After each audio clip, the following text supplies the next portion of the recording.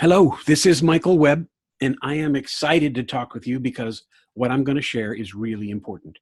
If you've thought that lean or process improvement ought to apply in sales and marketing, you are right. It absolutely does. However, it doesn't apply the way most people think it does. There are big differences between sales and manufacturing environments. So in the next 35 minutes, we're going to cover these differences and present a more effective way for you to get your sales and marketing teams started down the improvement path. Now, I'm guessing that if the idea of combining sales and operational excellence interests you, you're most likely with a B2B company that manufactures, distributes, engineers, or services other companies. You've already had some degree of operational excellence, and it probably feels like your sales and marketing teams are working harder every year without enough improvement in revenue or in profit. You might be a general manager, a president, or a sales VP, or you could be trying to influence one of those people.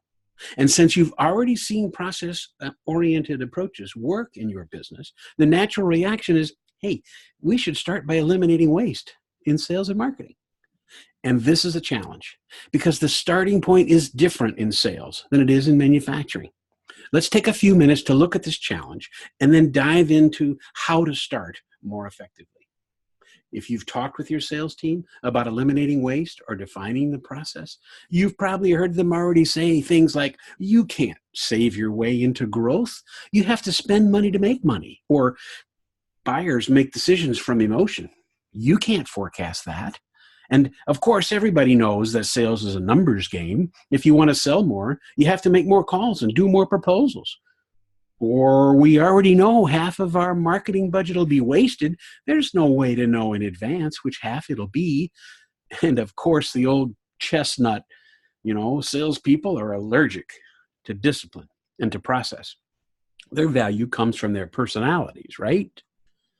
Now, often when you hear these things, it's because the people telling you them, they have no data-driven way to know when an activity is adding value and when it's wasting time and money.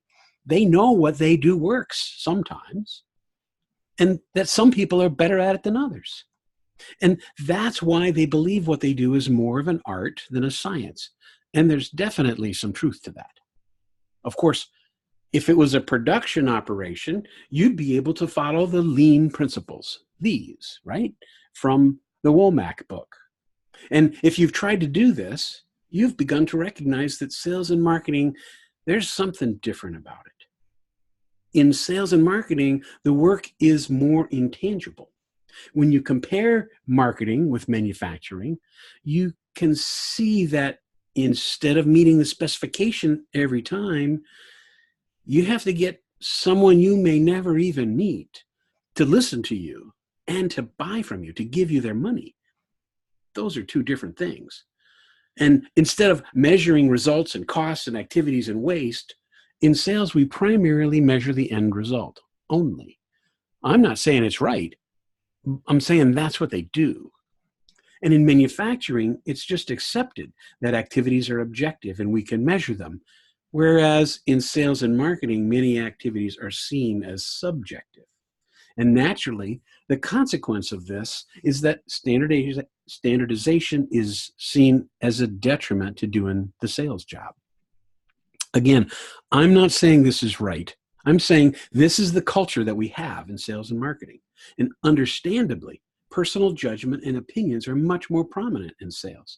And since decisions have to be made, there is an inevitable consequence.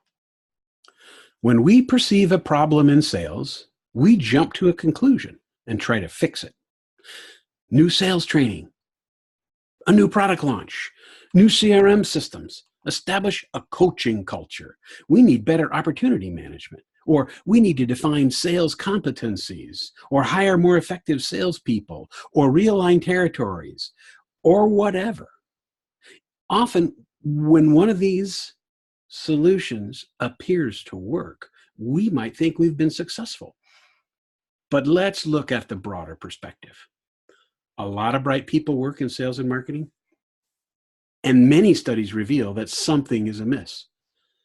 For example, CSO Insights, in an annual study of more than 1,000 companies, has shown that the percentage of salespeople meeting and exceeding quota has been declining steadily. Now, the slide shows 6 years, but the 7th year is in, and the percentage is still declining. Think about that.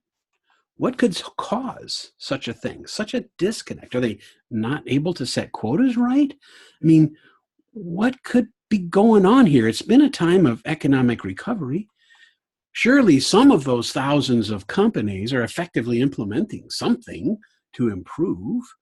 And even when successes happen in the short term, it's clear that something basic is wrong because the results are not sustained.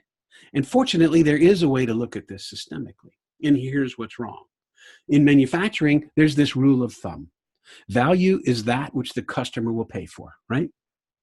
Any common sense person can look at a situation in a manufacturing plant and ask themselves that question and come up with a pretty reasonable answer.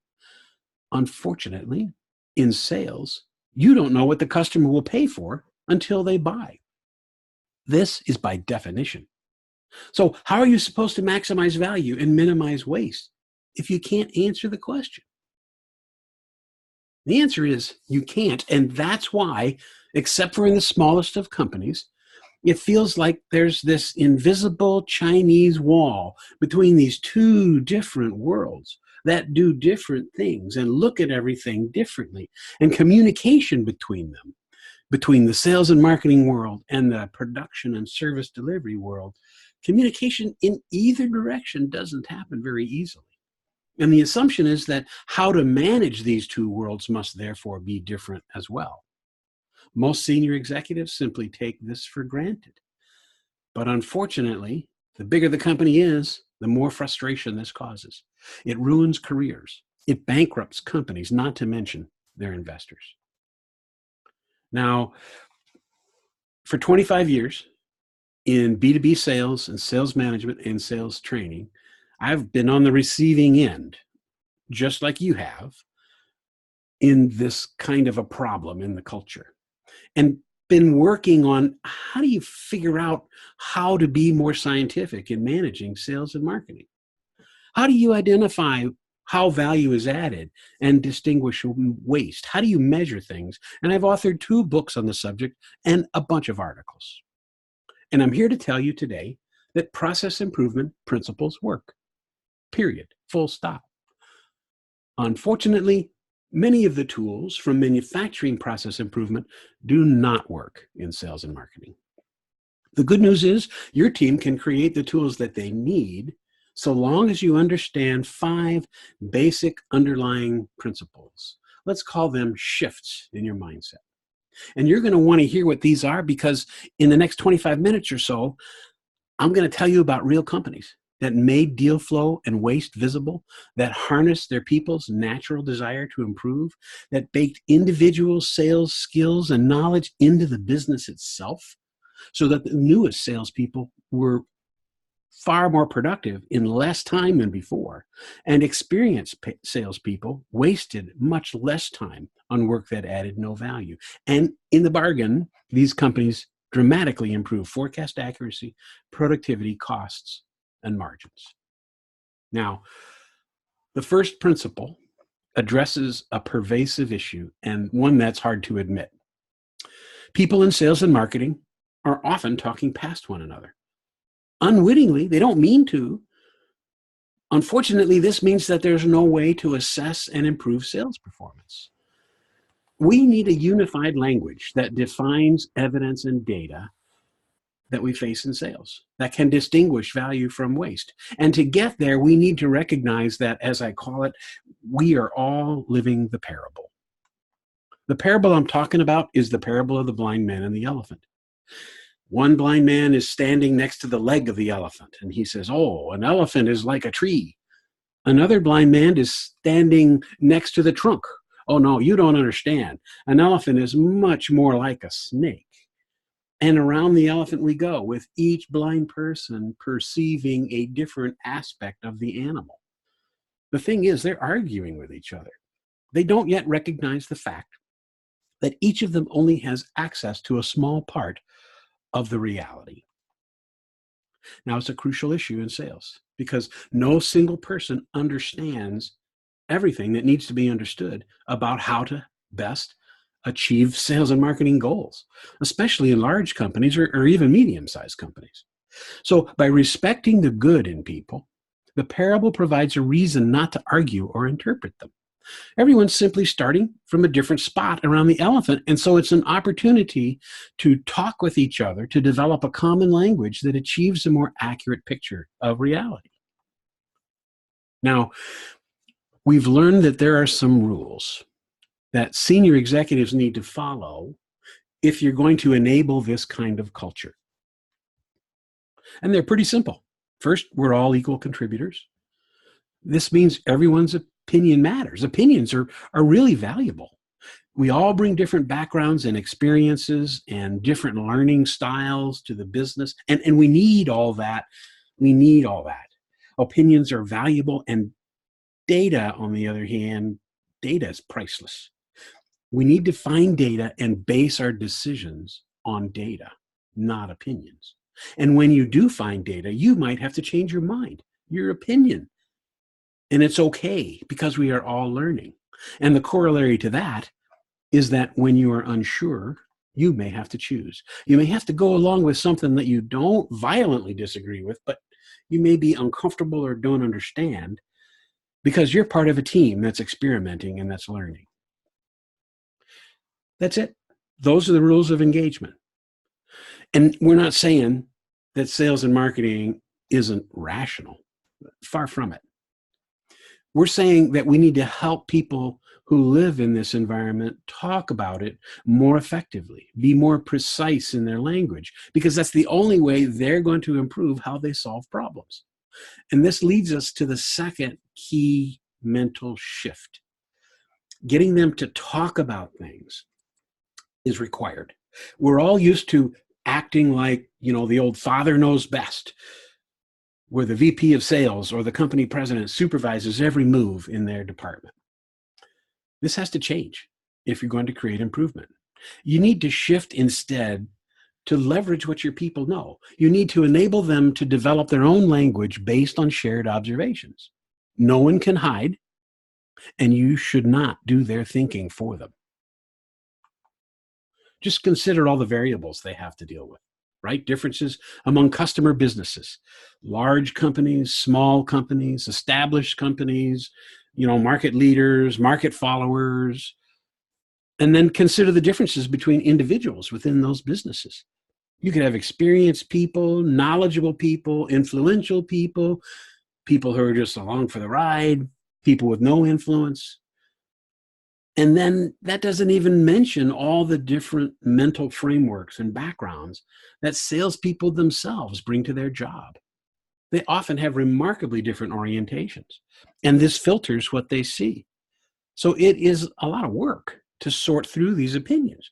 And when you, as the leader, hear them saying things like salespeople have their own ways to prioritize their deals, or you have seen these things happen, it's because it's true.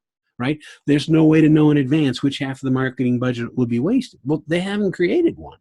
And we can't predict which accounts will buy. Well, there's a reason for that. Charlene says they'll buy if we change color to green. All these are opinion, and it's the world that they live in. But for you to help create improvement, to help win their hearts and minds to a better way, you can't do that until you understand what they think they're dealing with and why they think what they're thinking. I mean, they're doing things because it makes sense to them. And furthermore, they need to understand what each other thinks that they are dealing with. This is why process improvement is such a powerful and important approach for sales and marketing, because it brings critical thinking, right? Process improvement is largely about knowing how you know what you know. So when you hear people say things like, the problem with our sales department is they need time and territory management training. Okay, that's an opinion. Tell me, is that really the problem? Or is that your solution? And how do you know that it's the problem? How do you know that it's the solution? Or, as another example, The problem with our sales department is they're spending too much time on the wrong accounts. You can ask, how much is too much time? What's a wrong account? And how do you know? Right? These are pregnant kinds of questions that can drive better thinking to identify the observable things that are making customers more or less likely to buy. And this leads us to the third shift. We've been taught, that sales only creates value when we get the order, right? But there's more to it than that.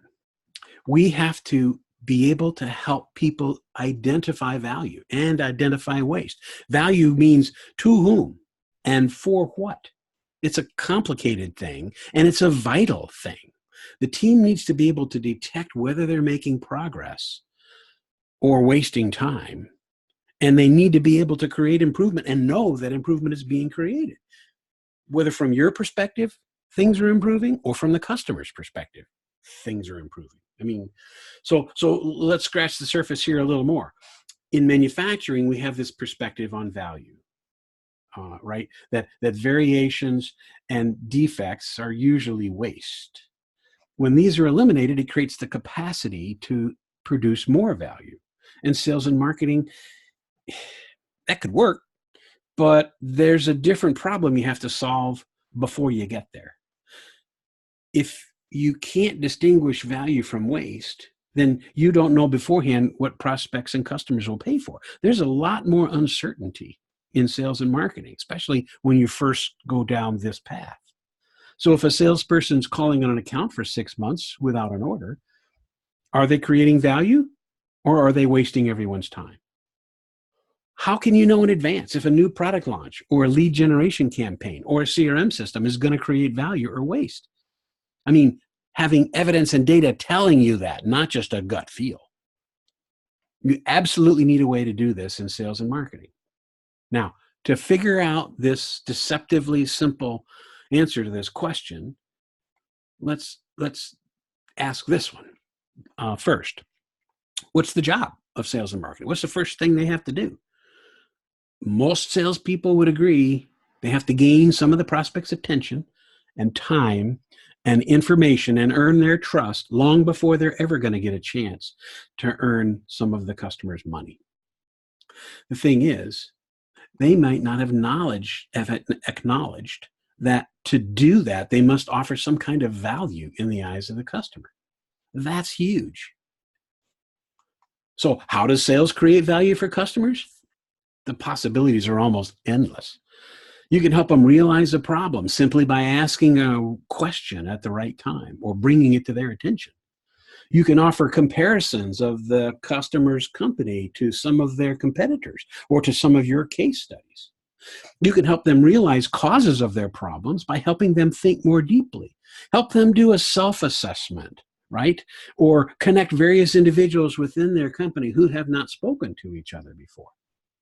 You can offer industry and application information and case examples to facilitate conversations. You can help them calculate the value of improvements or the costs of taking no action. And you can offer them guarantees to reverse the risks of taking action.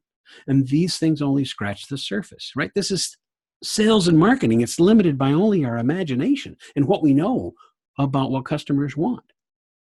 Now, the second job of sales and marketing, once you've figured out how to create value for them, is to distinguish value from waste. Anything you do that gets the customer to take the actions you want them to take creates value. Everything else is waste. And that is your rule of thumb in sales and marketing. You can identify and begin measuring causes and effects in ways that you have never done before. And this brings us to the fourth shift. You can see how these are fitting together, right? In the fourth shift, you have to move from playing the numbers game, meaning more input to get more output, to distinguishing good variation from bad variation and using that knowledge to drive more of the right activity. Because ideally, you want more output from less input, right? We all want life to get easier. We want our companies to get more profitable. That's what this is about. So in sales, some variations can be good. For example, salespeople often use messages or content and resources in different ways. This is often seen as a bad thing because the customers all experience something different. However, those variations can be good if they drive prospects to take actions that lead to sales. Another example, the prospect's attributes and situations can vary dramatically. That can be good, actually, if it helps you start to see why some people buy more or faster or buy an application that you haven't focused on before. So sales and marketing is full of opinions, but it does not need to be handicapped by them.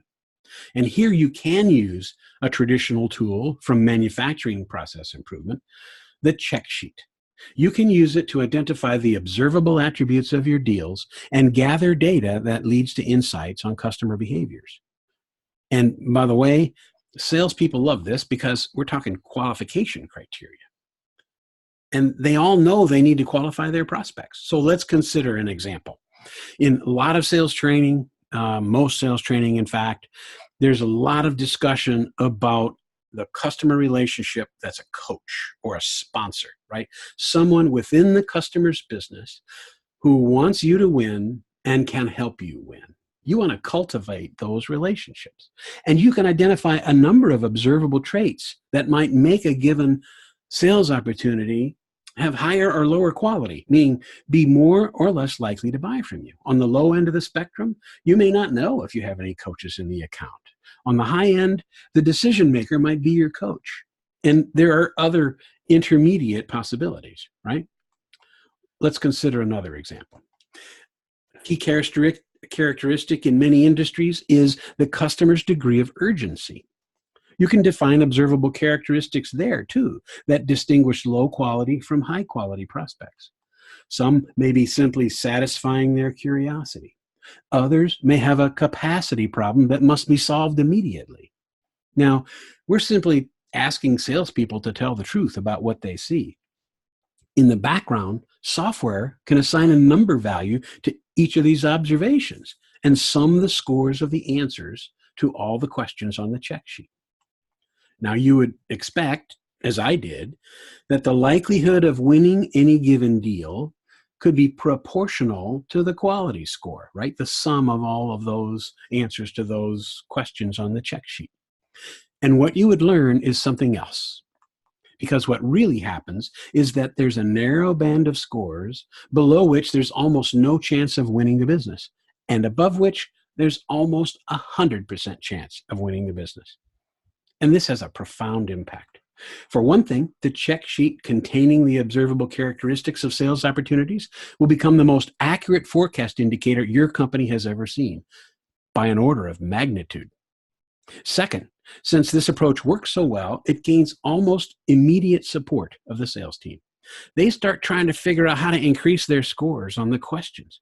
And without realizing it, this becomes their strategy. They begin working the deals in a more similar fashion, which reduces variation in the process, further increasing predictability. This means that sales training and coaching and other kinds of initiatives that have been thought to be soft and unmeasurable, you can measure them. You can calculate returns on investment. So here's a case example of a company that I worked with a number of years ago, a company called Replicon. They were a pioneer in cloud software for timekeeping. Had 8 salespeople. Their deals were from $200 to $20,000 per month per deal.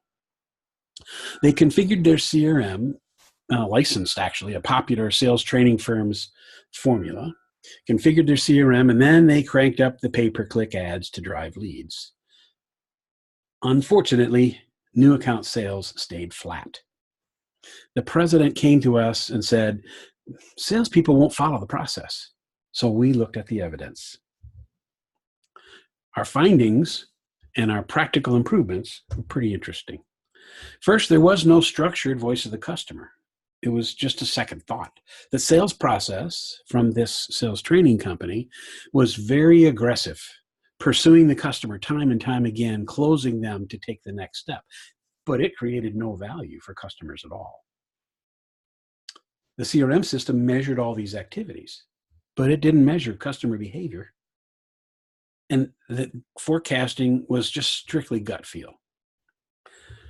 When we were finished, we redesigned the sales process to enable value to the customer to be offered at each stage.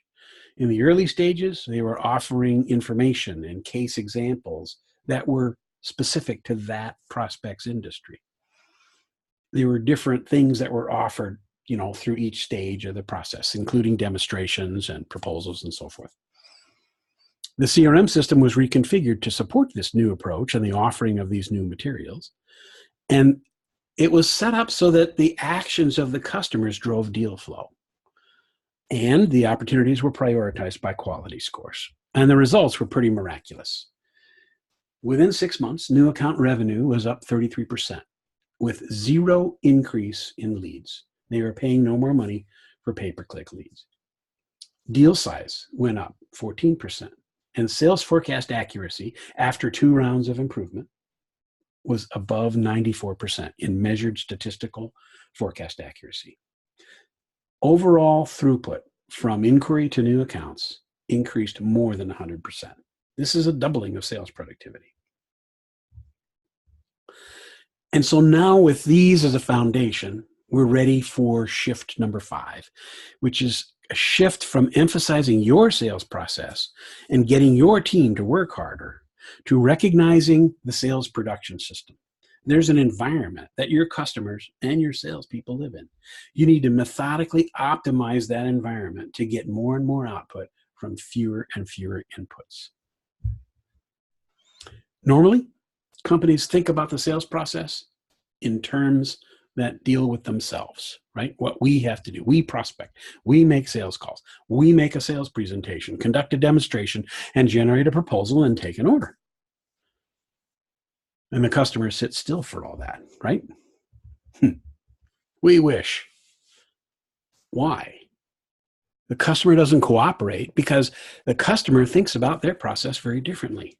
If they don't even realize a problem or a need, and you start telling them about your product, what happens? The answer? Waste. And this is what maybe 90% of sales and marketing currently does and always has done. But customers, until they realize a problem or a need, they're not going to be interested. And when they do, they may need help researching it and clarifying that need. There's lots of internal discussions they might have to have, especially for expensive items, capital equipment, say, or systems that change the functioning of their internal organization. They have to prioritize and test and justify the alternatives that they face. And then they have to evaluate and select a particular vendor and then implement it and then validate and add on. If you don't help them do those things, then you're of no use to them. And this is the cause of waste in sales and marketing, that the seller's motives often repel the buyer. Most companies have never even thought about their sales value stream map. They just think about sending salespeople out to bring more money to them. And it's natural that they would do that, but it's also natural that customers will resist. Those companies that can be smart about it and figure out how to help the customer at each stage are going to have an advantage. And those changes are often counterintuitive. When you take a systems thinking approach, you shouldn't be surprised with this. The case study I want to tell you about now is a company called Growers Organic in Boulder, Colorado, a distributor of high-end organic produce to top restaurants and grocery stores. They had 4 salespeople and a manager. They were working flat out. They had weak job descriptions. Prior to getting hired to help them, the company had tried to grow too fast. The president knew he had great potential in his market and had bought too many trucks and got himself in trouble, and it required a recapitalization, an expensive recapitalization. And with it came some strings attached, including a VP of finance to help manage and measure and control the expenditures to keep them in line with the revenues. This was all good, and everyone knew the company had potential, and everyone was working hard, but they were now struggling to meet growth expectations. With 60-hour weeks and people doing the best that they could as hard as they could, what changes could create improvement? They haven't got a lot of bandwidth to add more work, right? So how could they figure out what changes would create improvement? It was like they're facing this big invisible wall, right? So we began where you need to begin, level setting the team, helping them understand that we're all living the parable here. We have evidence and data. We just need to assemble it into something that we all can understand. We need to leverage what we know and identify what we don't know. So we launched improvement correctly. In the diagram there, you see a cause and effect diagram. And for a while, they thought, there's one of them that says lack of resources down in the lower right. And for a while, we thought that was going to be the root cause, right? It ended up not being the root cause. And the team realized that. The next step was to define value. To whom and for what? This was a customer's journey. They picked an unhappy chef and walked through, the thought process that person goes through. Then we identified all the work that we did and lined it up with what the customer's journey, what the customer was looking for at each of those stages.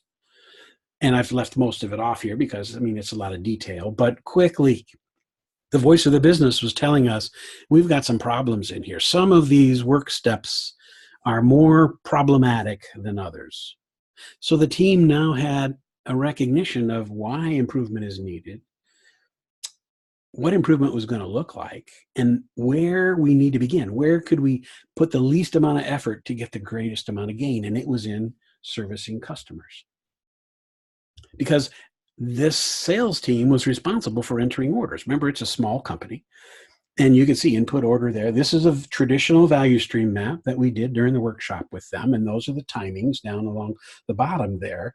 And there were a couple of places where an enormous amount of rework and rescheduling and time was required.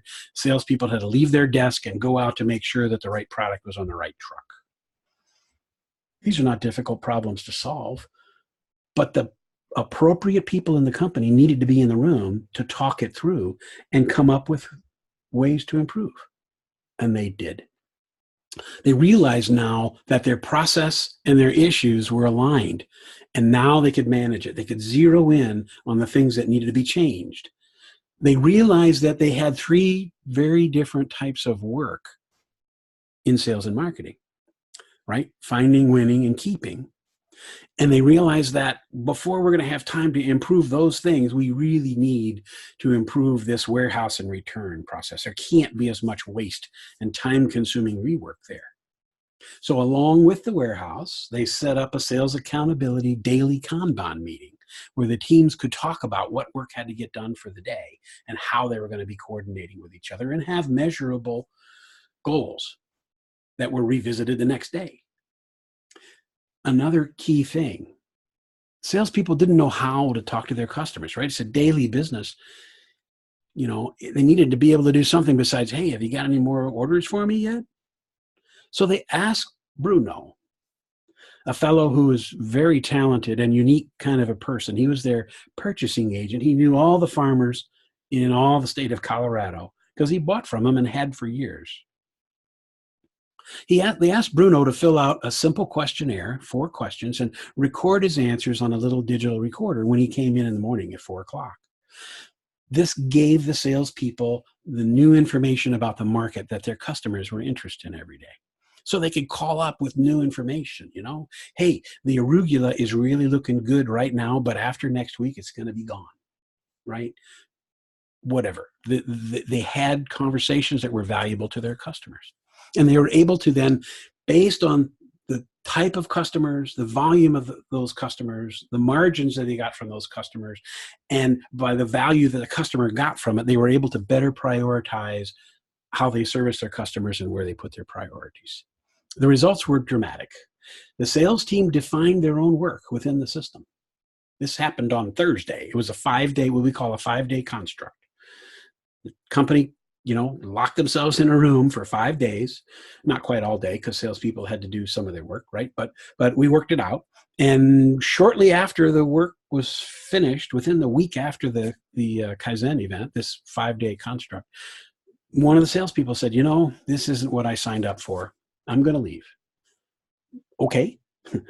But now they had a job description for replacing that person. And actually, they ended up not replacing the person for a while. And in spite of that, the growth in sales that month after the workshop was the biggest the company had ever seen, a 30% increase.